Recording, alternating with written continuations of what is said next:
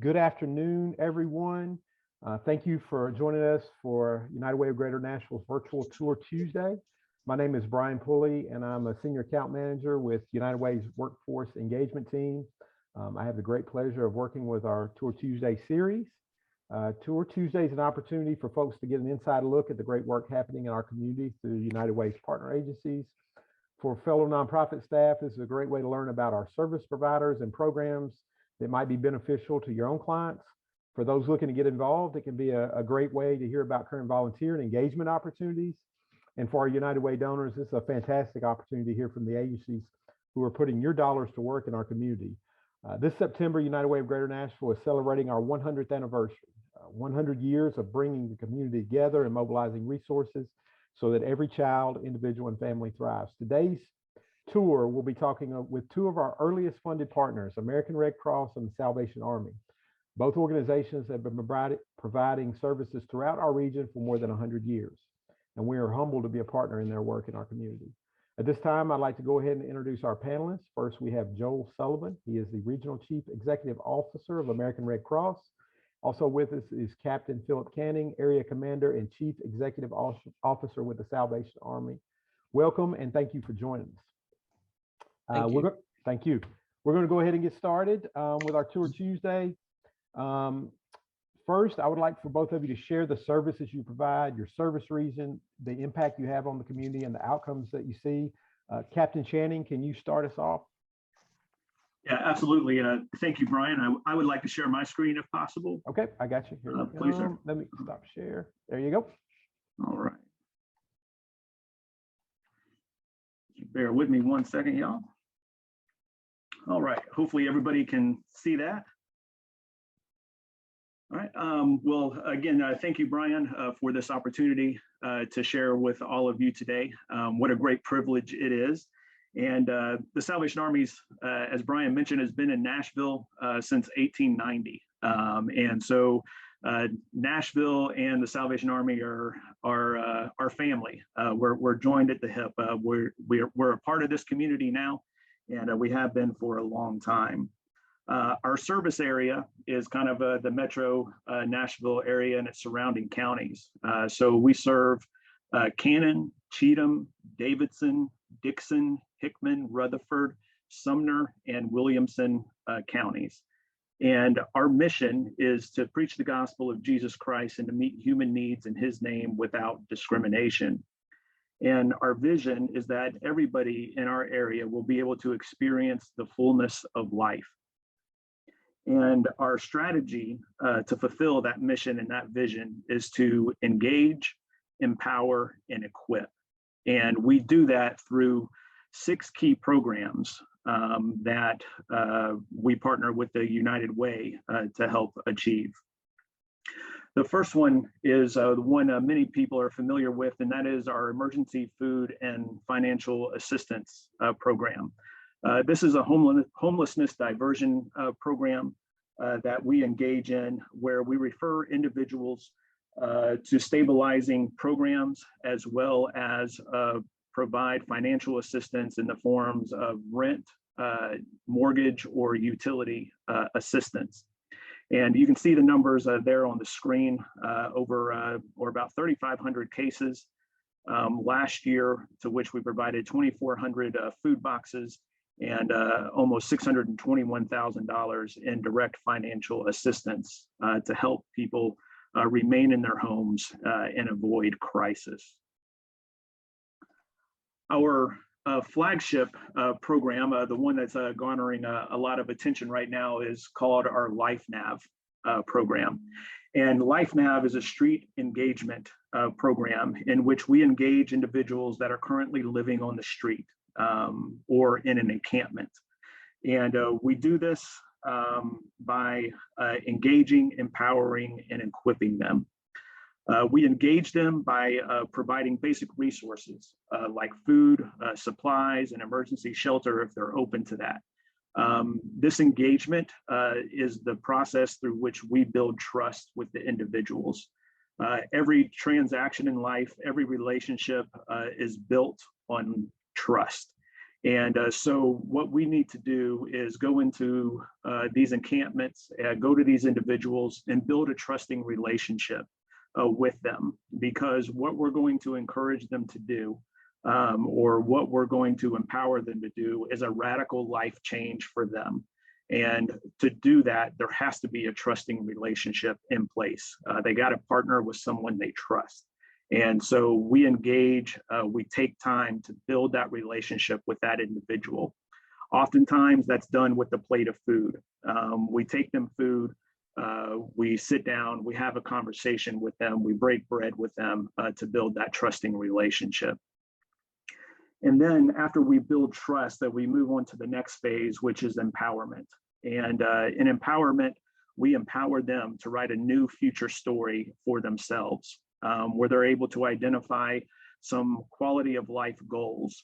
And they do this through a guided journaling process with the case manager. And they end up, after this process, having about 3 life goals, SMART goals that they have for themselves. And then finally, we equip them. We equip them with tools and resources that they need in order to help find housing and to sustain that housing. And to accomplish this, we have these 3 distinct teams that are dedicated to each of those: the outreach team, the housing navigator team, and the retention coaches. And this program has had phenomenal success. 942 individuals were enrolled in this program last year. All right. And keep in mind that these are 942 individuals that are actively living on the street or in an encampment, right? They are unsheltered individuals. Of those, 182 were moved into rapid rehousing and 336 were moved into permanent housing. Right? That means 55% of the people that we engage with through this process are in some form of housing. They are no longer on the street. When you stop and consider the radical life change that involves, that is an amazing stat, that 55% of them are now in housing, right? Of those 55%, 35% of them are in what we call gap housing. It's temporary housing until they're able to find a permanent home. One of the big barriers that we face in this process is the availability of affordable housing and a place for them to call a permanent home. So sometimes we have to put them in gap housing, but the important thing is that they're off the street. We utilize a hotel, a roadway inn, to provide some gap housing that kind of have efficiency suites, if you will, in them. That these individuals are able to stay until we're able to find them permanent housing. And then again, of that, those 55% that find housing, 65% of them have found permanent housing, which is an amazing stat also. And once they're able to get into permanent housing, once they have a roof over their head, we continue to provide services to them to make sure that they maintain that housing over the long term. Then we also provide supportive housing. Supportive housing is for individuals that have faced a crisis and have become homeless, but instead of turning to the street, they turn to community resources such as the Salvation Army. And so to these individuals, we provide a residential housing and intensive case management for single men, women, and also families. So last year, we enrolled 121 people into the supportive housing program. And of those 121, 112 of them found permanent housing. Again, that's a phenomenal stat.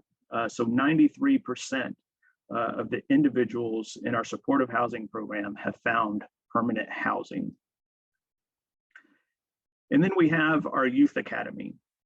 Youth academies came about during the pandemic as a result of the schools shutting down and the great need for education, and also the great need for parents to be able to go to work. And so in our youth academies, we have learning pods and family resource hubs where children from around the community were able to get educational support, access to tutors and Wi-Fi, computers. They were able to experience arts and music activities, as well as physical activities. And at the same time, we were able to meet the needs of the families that may have been facing crisis as a result of the pandemic. And so we were able to provide them with food and other emergency needs in order to help lower the overall stress of the families. We had 82 families enrolled, and while they were enrolled and going through this experience, we were able to have touch points with these families, with these children, 22,000 times. And that is a significant number and had a significant impact on families. And again, we unrolled our strategy in this of engaging, empowering, and equipping the individuals for success. Also for youth, we have our camp program. As a result of the pandemic, we rolled out a Camp Paradise Valley weekly. Camp Paradise Valley, as you'll see down at the bottom of this screen, is actually a camp that the Salvation Army owns in Burkesville, Kentucky, that we traditionally send children to every summer for a sleepaway camp experience.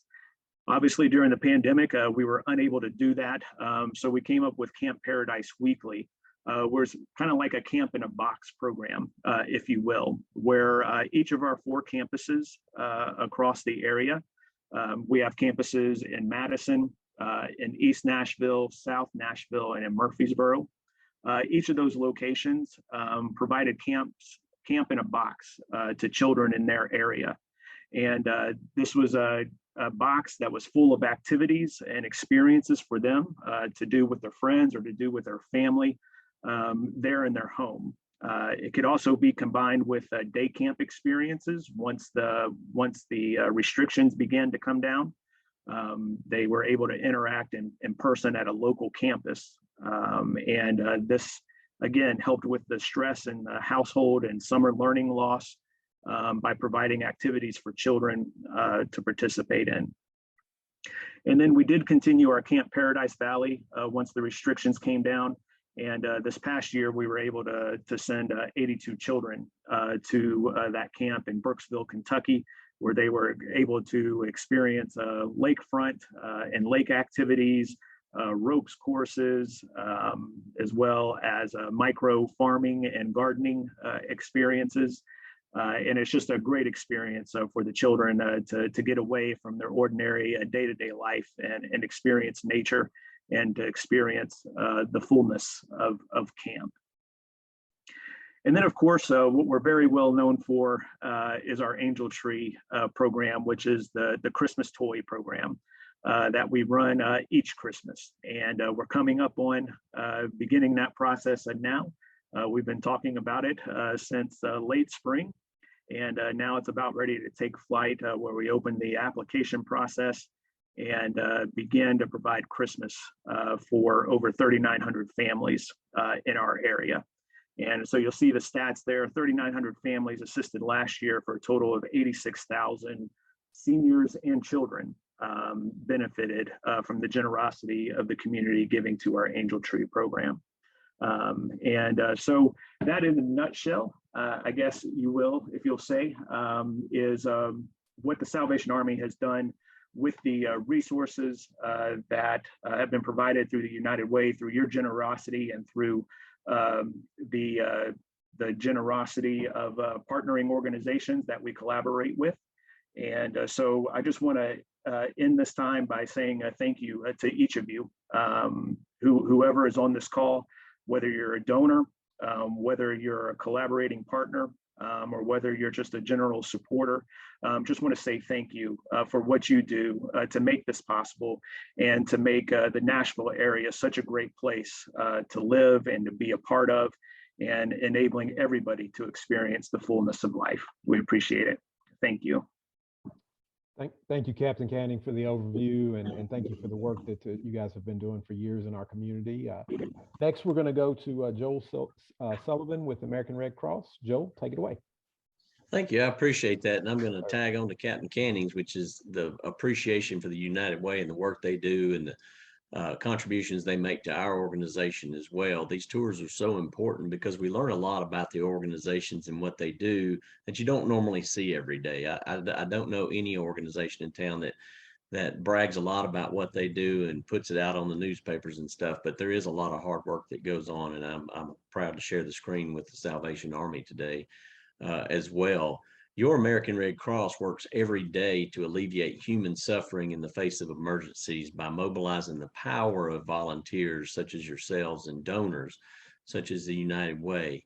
The American Red Cross couldn't do what it does without volunteers, and our mission is based around some values that are humanity, impartiality, neutrality, independence, voluntary unity, and universality. And of those, some of the most important are the neutrality and impartiality. The American Red Cross is but one of probably 180 plus Red Crosses around the world. And especially in war, we have to be seen. That symbol has to stay neutral and impartial. So our country, each country has a Red Cross that has one is chartered by their government. So the American Red Cross was chartered by the United States government to provide services, but they don't fund it as per se, because we can't have funding from an organization that could perhaps tell us what to do. So we really must remain impartial and neutral and independent. So that is some of the values that the Red Cross operates on. And then voluntary, 90% of what we do is done by volunteers, and they make the work happen on a daily basis, especially here in the Nashville area, where we cover 13 counties in the Nashville area chapter and 98 across Tennessee, 2 in Mississippi, 1 in Arkansas, because Tennessee only has 95 counties. But it's important to know that the volunteers are the ones who are going to those homes that have burned, or those apartment complexes that have burned. And that happens weekly here in Nashville. There aren't many mornings you wake up and don't see that there's been a home fire. And they're volunteers that go out at all times of day and night and do that work. So you've seen some of the stories on TV about homes burning and apartments burning. But one story I'd like to share with you is we have Sound the Alarm, Save a Life, which is a program where the American Red Cross goes into homes across the country and make sure smoke alarms are working, they're installed, the batteries are in them and working and not in the remote for the TV. And then we draw out a little plan on a dry erase board that we give the family of how they would escape and 2 ways they would escape. So the value of that is, over the last 8 years, over 1,300 people have been saved by that program, and probably many more that we don't know about because their alarm did go off and they were able to put the fire out. But my favorite story is one in Clarksville, where we started a home fire started because a guy was cooking breakfast at 2 o'clock in the morning and fell asleep on the couch while the bacon was frying. And the smoke alarm woke him up, and he was able to get out before the house was fully engulfed. We've seen recently here in the Nashville area, between the floods and the tornadoes and the bombing that have happened, where people need immediate help. It has to happen right then and there. And we prepare for disasters during what we call blue sky days, like today, where the sky's blue, there's no disaster going on. So we're doing our training and our exercises to make sure we're ready to go when the chips are down. And we call that gray sky. But during gray sky, when we are responding to the tornadoes and providing shelter, food, clothing, medicine, mental health needs for folks who have been driven out of their homes for whatever reason, the blue sky is still happening, which is the everyday home fires. So our volunteers are critical in doing that. And the training that we provide not only helps people become better at serving the community, but also serving themselves. Once you've been a Red Cross volunteer for a while, you learn how to do several different things. And the easiest way to get involved in that is through our Disaster Action Team program, where we start off with auxiliary members, where you just go through 20 minutes of training and you're ready to go on the next house fire call. And then from that point on, you work up through the ranks of the members and captains and so forth to lead those charges. And training is so critical, but we have many volunteers who say, oh, I'm not going to do all that training. And if you're in the fundraising world, you know, it's the word is no, but maybe no, but not right now. So we never take no for an answer. So what one volunteer said, I just want to go to the fires and give hugs and take care of people. Okay, let's do that. So our auxiliary position makes that easy for folks to do. Now, this volunteer who said she didn't want to do any training at all around this other than to be an auxiliary volunteer, in a short month had taken all the training she could take to become a more active DAT volunteer. So her no, but not right now really did mean not right now. So we gave her that opportunity. The other thing you know us really well for is our biomedical services, which is the blood, the platelets, the plasma, that I hope many of you do donate, because it's in significant need year round. And as our city grows, the need gets greater. And a story in that area is, you think that you may not need blood, or what is one little pint of blood?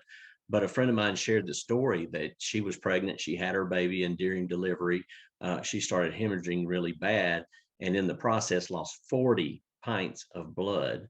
And it didn't really dawn on her, because it was a happy point in her life to be giving birth, but she survived and did really well. And her child was healthy. It was years later that her organization that she worked for did a blood drive, and they were so happy they collected 40 pints that day with all the people donating. And it hit her, she said it hit her at that point that it took that many people to save her life the day that she was hemorrhaging. So biomed is very important. As you know, the platelets and plasma are critical for cancer patients and burn victims. So we do all that here in our Nashville office. We do the collection, the processing, the quote manufacturing, distribution, and our volunteers play a big role in that, whether they're greeting volunteers donating their blood, or whether they're actually being the delivery mechanism to the hospitals with the blood. And I can share with you that in doing that myself, it's nice to walk through a door with some boxes on a two-wheeler, and everybody in the room lights up because you're there with life-saving blood. So that's a little bit about our biomedical side. And I've had folks say, "Oh, I'm too scared to give blood. I can't do it. I'll pass out." It's okay. You're on a bed anyway. So if you pass out, you're already there and laying down. But I liken it, when I started giving blood, it's because I was at my doctor giving a blood test. And when he stuck me and collected the little vials to do the test with, I thought, well, that's the same thing as giving blood. You just have to stay connected a little longer. And I got over the fear, because it really is just a little stick. The other part that's exciting about what the American Red Cross does is our training services, which is CPR, AED, babysitting, first aid, pet first aid. I don't know how many of you have been through pet first aid, but it's unique in how you take care of your animals. And sometimes it's not what you would think as far as giving them CPR and medical care. And if you've never given mouth to snout, you haven't lived yet. So I highly encourage, if you have pets, to take pet first aid and enjoy that experience. The difference it can make could be with you or with your family, depending on what occurs. And a story there is a lady had taken CPR, automated external defibrillator, with her company. And several months later, her husband had a heart attack in the middle of the night, and she woke up, realized he was having a heart attack, and she did all the right things. She called 911. She went down and turned on the light and unlocked the door, which she would have never thought how to do had she not been trained. And she went upstairs and started giving first aid, and kept the 911 operator on the line. And fortunately, her husband did survive, and everything turned out well. So knowing what to do when it happens is very important. And that's why I encourage everyone to take those classes, and you can find them at redcross.org and sign up for them. One of our little known services is the international services area, where we help the Middle Eastern countries with measles and rubella. The Red Crosses help them with that.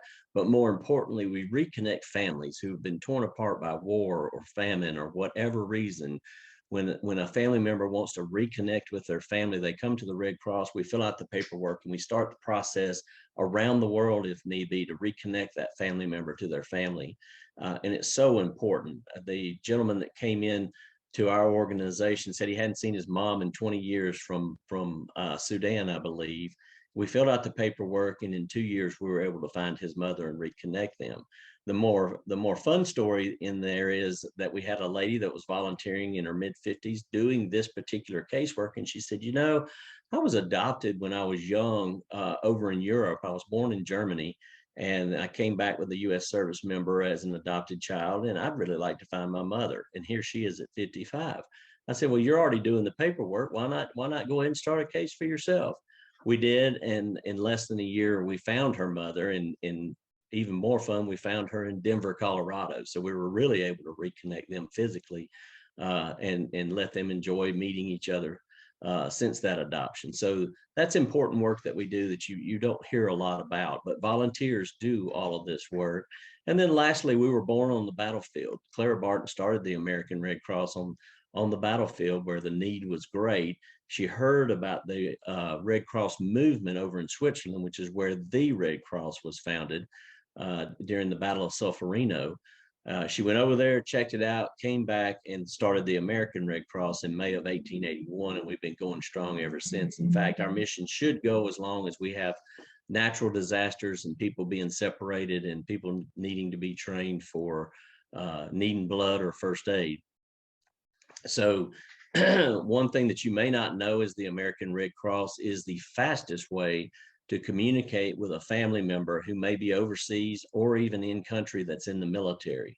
If it's a birth, a death, or any other reason that a service member needs to get home, then the American Red Cross can be contacted. We connect with the military and verify that the need is true. They in turn contact the service member and set them on their way home. It's a great story, and I actually had to do that for a couple of friends. One, a friend of mine who was in the process of his last few days on Earth, son was in Japan on an aircraft carrier. And when he passed, because we already knew the information and his son had already filled out the proper paperwork when he was enlisted, we were able to get his son home in 2 days. Same thing happened for a friend that was in Afghanistan. Her mother was dying. We got her home within 2 days.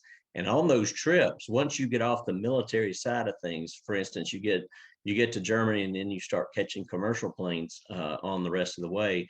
We work very hard to have a Red Cross person at each end of those flights so that they're never alone until they do get home, and then we help them once they get home.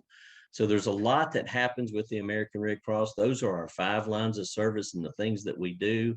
And if you'll recall, the values that I mentioned earlier was voluntary. We can't do it without volunteers such as yourselves. We can't do it without partners. I can't stress the importance of partners in our community when disaster strikes, especially. There's an organization called Voluntary Organizations Active in Disaster, which both of our organizations on this call are a part of. But those are partners who partner together to do what they do best during disaster to make a difference. And so I'm thankful for the partnerships that we have in the community. And obviously today we're very thankful for the United Way each and every day for supporting this process. So Brian, I'll turn it back over to you. Thank you, Joel. And I appreciate that overview. And I just want to take a second to thank both of you and your organizations for what you do. I think with the Salvation Army and American Red Cross, you've been such a constant in our communities when disaster strikes or when people are in need, and just over the years, just the angel tree, just seeing you at Christmas time, and it's just something we kind of take for granted, and you forget that we need volunteers, we need funding, we need all this support to keep all this stuff going. And so I appreciate you sharing, and it always amazes me on these calls to understand the full depth of what you guys all are involved in, and just some amazing work in the community. So thank you for sharing that. And Joel, you gave me a fantastic segue into our next question. September happens to be National Emergency Preparedness Month. I don't know if I'll be able to get that out. That came out very good. Both of your organizations have been on the front lines when we're talking about our community facing those disasters. Could you spend a few minutes discussing how your organization responds in emergencies? And Joel, I'll let you jump in first on this one. Sure. So our volunteers are notified that the disaster happens, whether it's a home fire, tornado, whatever that disaster is, where people are in need. And we spring into action to determine where the disaster happened, what the needs are, send volunteers in as soon as it's safe to do damage assessment, to see how many are affected, how many shelters we're going to need, and where we're going to locate that shelters, once again, with partners who have buildings that can do that. But the most important part about disaster management is being prepared. The prepared person is going to succeed in a much better recovery than the unprepared person. And in Tennessee, we're blessed with survivor mentality, where people just help each other, neighbor helping neighbor. But from an individual basis, you want to prepare for, respond to, and recover from. So the preparation phase is, what are you going to need if you no longer can stay in your home, and go ahead and make accommodations for that. Build a kit. What are you going to need as far as supplies, drugs, cash, water, food? I have yet to go to a large scale disaster where people pretty much were on their own for the first 3 to 5 days before any of the government agencies could get in and help in large scale disasters. So it's important to be able to take care of yourself and your family. And then the response side of it, how do you respond? You've got to be able to get to the places you need to get to. And I'll give an example. When the disaster strikes, you're going to respond whether you like it or not. If it happens in your community, a tornado, for instance, the father was in Nashville, the mother was in Mount Juliet, I believe, and the kids were in school in Murfreesboro when that tornado hit back in 2009.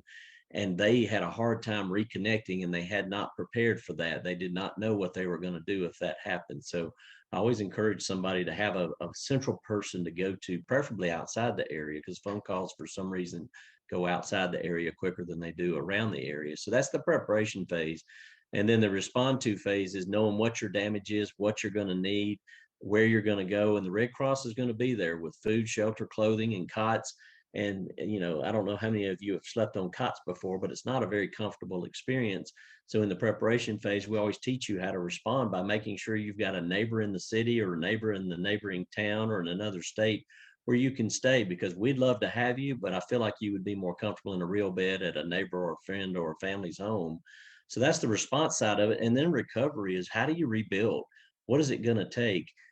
All the organizations that are going to help you in a disaster, rarely does a person come out whole. No one organization can make an individual whole like they were before the disaster. Everybody tries to make that happen as best they can, but even in insurance cases, you have a deductible to pay. So know what it's going to look like on the recovery side of it, and know the organizations that are going to help you. And Nashville Responds is a website where I recommend everybody to go first during disaster, because all of the organizations that are participating are going to be looking in that database to see who's out there, who's affected, what they need, and how they're going to meet it, and then making sure that we get the services to those people. And then lastly, for the business owners in the nonprofit organizations on the call, the Red Cross has a software called Ready Rating. You can go to that on the internet, and it'll take you to a survey. You can do the long survey or a short survey, but it helps you create your disaster action plan, what your COOP is going to be, continuity of operations. So that's a quick down and dirty of build a kit, make a plan, be informed, and be ready. Thank you, Joel. Captain Channing, I'll turn it over to you next. All right. Well, thank you. And to the Red Cross is the lead in kind of local disaster response, and so the Salvation Army provides food during times of disasters. We provide a lot of the food that's provided in the Red Cross shelters, and we also provide emotional and spiritual care, as well as long-term recovery assistance in terms of case management, and providing for the long-term care of needs. And so the Salvation Army has a long history in providing services during times of disaster. I think it goes back to like 1918 and a hurricane that hit Galveston, I believe it was. They, we're oftentimes kind of like the Red Cross. We're local, right? We're here already, and so we're boots on the ground when a local disaster happens. Oftentimes, they're with the first responders.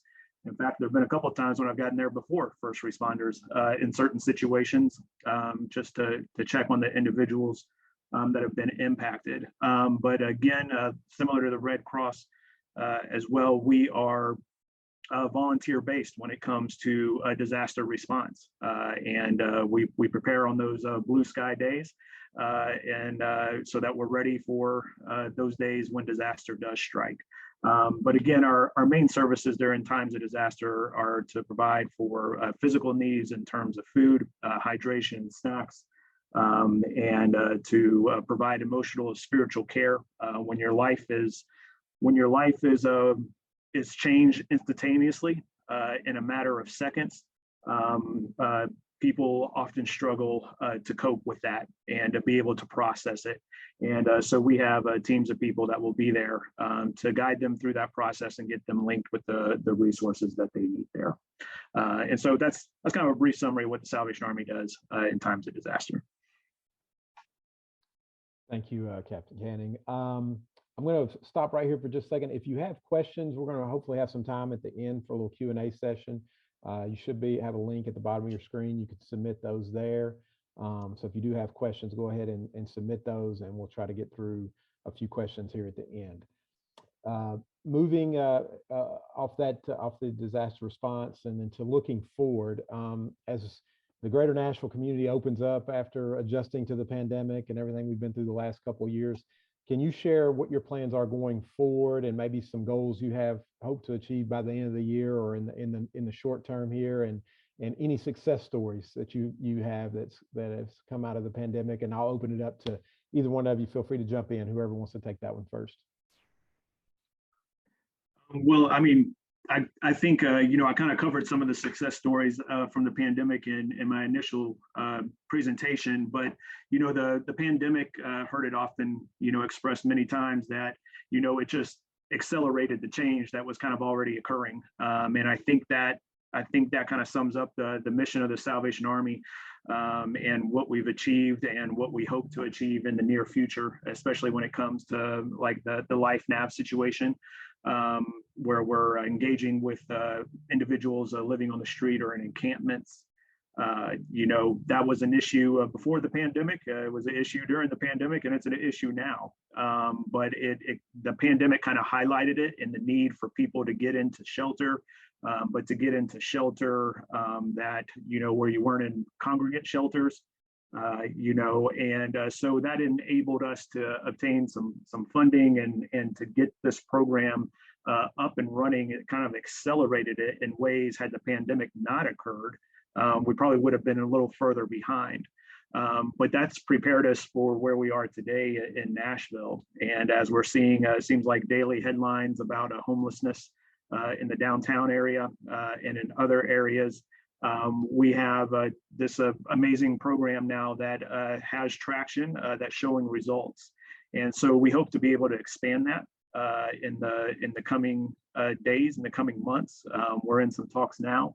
But of course, the big barriers we face in that, as I believe I may have mentioned earlier, are the availability of affordable housing. There's a supply issue for that. Demand far outstrips it. And then also a funding issue. It's not a cheap or easy process to go through. It takes a lot of resources in terms of money, and also a lot of resources in terms of people and their time. And so I think on the bright side is that we're making progress and getting significant results in what we're doing. And it's making a difference in their lives, and it's making a difference in the lives of Nashville as a whole. Joel, I'll give you an opportunity. Sure. What we found during the pandemic was, as with any disaster, it's very fluid and dynamic. And we learned that the tools that we had just started using, such as Zoom and Teams and those online links that we can get together, whether we're in person or not, made a huge difference in disaster responses. Because as tornadoes were happening, people were scared to leave their homes and scared to go help others. But we found ways to get around that and really do casework and assist people with their needs via online or on telephone. And the outcome of that was even more surprising, is that we had new volunteers come in that normally had not volunteered with us because they couldn't leave their home for whatever reason. They were now able to volunteer because they could do things virtually and hold trainings virtually. So I think that's one of the things that came out of the success of the pandemic. Good things did happen while the pandemic was going on. The other thing that was successful is more volunteers found out that there are needs in the community. And we were able to continue to do our blood drives and get more people out to blood drives and make them feel safe by holding, the cleaning supplies at the door and making sure they were spaced apart in the lobby. And that was a big fear, because blood services doesn't happen without people giving blood. So we had to ensure that went on during the pandemic, and kept it efficient. One of the best things that came out of the most recent disasters is the increased activation of our voluntary organizations active in disaster, where we all started meeting together and creating plans and making sure that when the next disaster strikes, we already know each other, we know what each other can provide, we know how we're going to help each other. And I tell you, it's a beautiful symphony. If you can think of anything bad during a disaster response, it's the beauty of all the organizations that are supported by United Way and donors and foundations across the city and in a nation for that matter, who come together to make sure everybody is taken care of with the skill sets that each organization has. and it works really well. And I'm so happy to see all organizations that are participating in that do that together. Excellent, excellent information. And I know you guys have both touched on this, but I want to make sure, if in case anybody joined us late, volunteer opportunities at each of your organizations and volunteer needs. I know both of you touched on it just for briefly, but can each of you kind of just remind folks, if they want to get involved, what is the best way to do that? Yeah, so for the Salvation Army, we're coming up on the peak of our volunteer base, entering into Christmas. So we have volunteer opportunities in terms of angel tree, helping with gifts for children and seniors, as well as our annual Red Kettle campaign. And the best way to volunteer for that or any other opportunity is to visit our website, which is salvationarmynashville.org. And there are ways to get involved with volunteering on the website. Joel? In the Red Cross as well, at redcross.org, you can start your volunteer experience, or you can come into any Red Cross office and visit with the staff there. We have volunteer recruiters who can help you navigate the process to get started.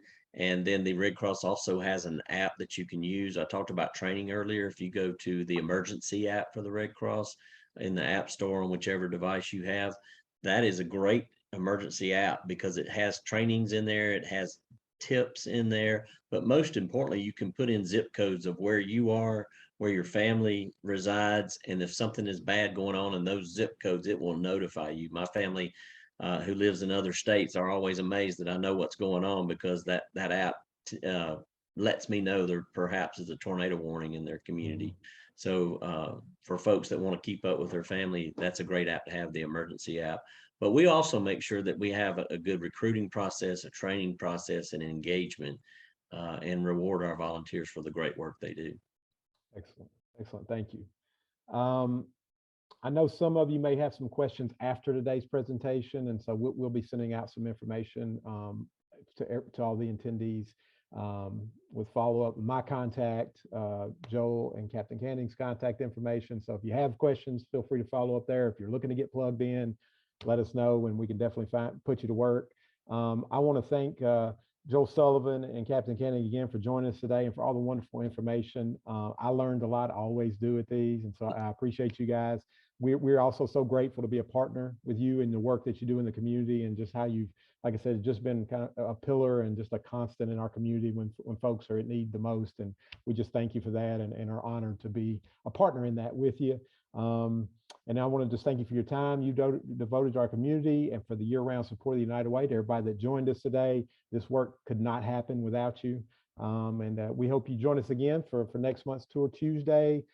It'll be posted soon on our Get Involved website page. And just thank everyone that took some time out today to learn a little something. And I appreciate our participants for sharing. And if you have questions for us, you can contact us directly. But thank you again, everybody, and hope you have a great week.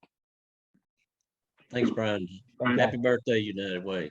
Thank you, sir. Appreciate that. See you all. See y'all.